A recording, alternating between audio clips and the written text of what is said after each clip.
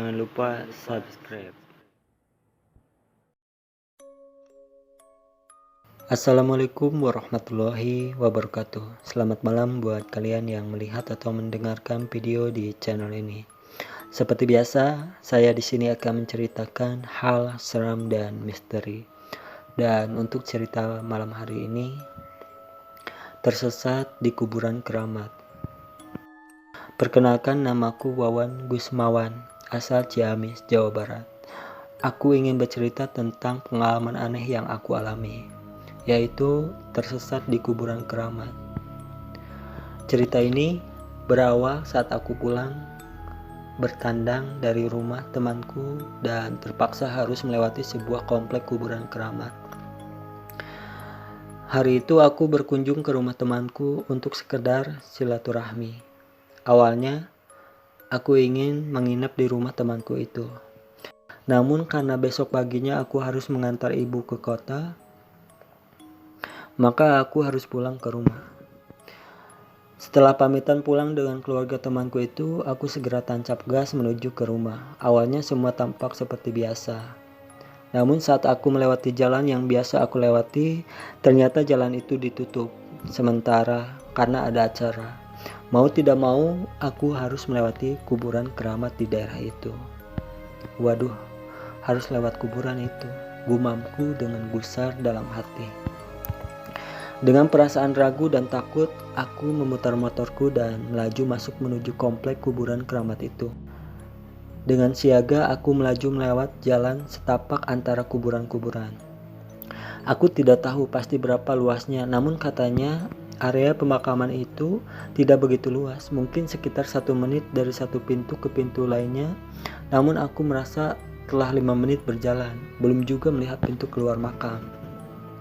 Sebenarnya makam keramat ini tidak boleh sembarangan orang melintas, namun jika terpaksa tidak masalah asalkan jaga sikap. Dalam komplek pemakaman ini terdapat kuburan sesepuh dan orang-orang yang dihormati pada zamannya.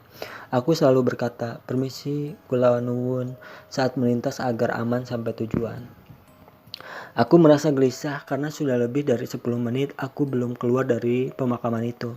Aku mulai bingung dan rasanya ingin menangis saat itu karena aku sudah sangat ketakutan sekali. Sambil melihat-lihat kanan dan kiri mencari pintu keluar, aku melihat seorang bapak tua sedang berjalan berlawanan arah denganku. Deg-degan, jantungku berdebar dengan kencang. Jangan-jangan itu hantu, aku bergumam dalam hati. "Mau kemana, Dek?" tanya bapak itu. Aku tidak menggubrisnya dan tetap berjalan lurus ke depan seolah tidak melihatnya. Bingung cari pintu keluarnya, tanya bapak itu lagi. Aku segera menghentikan motorku.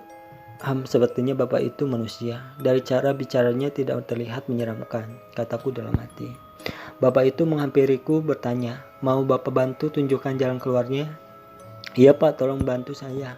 Dari tadi bingung nyari pintu keluarnya." "Ayo ikut bapak." Aku mengikuti dari belakang menggunakan motor. Mungkin bapak itu kuncen di sini, pikirku saat itu, dan perasaanku mulai tenang. Aku berjalan mengikuti bapak itu, namun perasaanku mulai merasa aneh karena setelah 3 menit berjalan belum juga aku melihat pintu keluarnya. "Masih jauh pak." Bapak itu berhenti dan membalikkan badannya melihatku. "Pulangnya besok aja. Kamu nginep di sini dulu aja," jawab bapak itu yang kemudian masuk ke dalam sebuah makam dan menghilang. Aku tidak percaya dengan apa yang aku lihat. Seluruh tubuhku merinding ketakutan dan seketika itu aku pingsan di tempat. Keesokan harinya aku terbangun. Dan betapa syoknya aku, ternyata aku semalaman tidur di kuburan sambil memeluk gundukan tanah sebuah makam.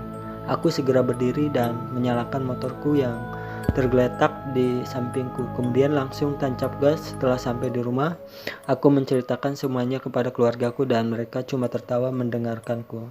Mereka juga mengira aku tidak pulang karena menginap di rumah temanku. Itulah cerita untuk malam hari ini. Tinggalkan like, comment, share, dan subscribe. Dan jangan lupa juga nyalain loncengnya biar gak ketinggalan jika ada video-video baru di channel ini. Terima kasih. Assalamualaikum warahmatullahi wabarakatuh.